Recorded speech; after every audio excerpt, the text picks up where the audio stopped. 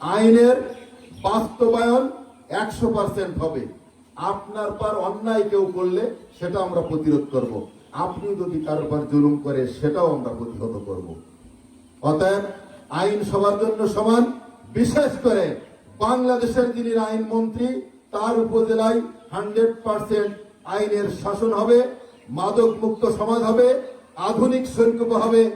আগামীর শৈলকুপা বাসযোগ্য করার জন্য আজকে যারা নেতৃত্বে আছেন তাদেরকে এই দায়িত্ব তুলে নিতে হবে। যারা ব্যবসা করেছেন বিগত 17 বছরে, তারা ব্যবসা 5 তারিখের পরে শৈলকুপা কিভাবে চালু রাখে, এটাই আমি প্রশাসনের কাছে প্রশ্ন রেখেছিলাম।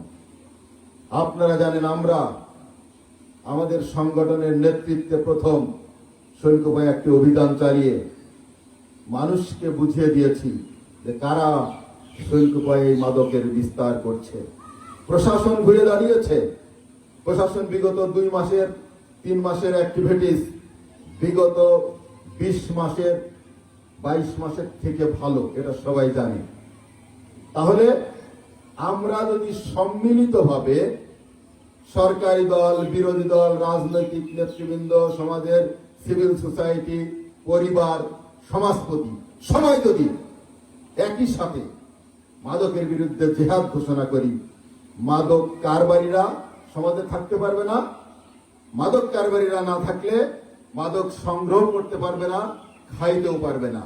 আমরা এর বিষ দাঁত খুলে দেওয়ার জন্য প্রশাসনকে সর্বোচ্চ সহযোগিতা করব এবং সরকারি দলের পক্ষ থেকে আপনাদের সামনে দাঁড়িয়ে আমি ওয়াদা করে যাচ্ছি, আমার কখনো যেন একটা টেলিফোন আমার জীবদ্দশায় কোনো মাদক সেবী অথবা মাদক কারবারির জন্য কারোর কাছে বলা না লাগে।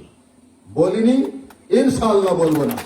এদের সন্তানদের মধ্য থেকে যারা কচি কচি বাচ্চা আছে, এদের মধ্য থেকেই আগামী দিনের নেতৃত্ব গড়ে উঠবে। অতএব তাদেরকে সুরক্ষা দেওয়া, তাদের আদর্শিক মানুষ হিসাবে গড়ে তোলা, তাদের সুশিক্ষায় শিক্ষিত করা, তাদেরকে নৈতিক জ্ঞান দেওয়া, তাদেরকে ধর্মীয় শিক্ষা দেওয়া আমাদের পরিবারের প্রত্যেকটি পরিবারের দায়িত্ব।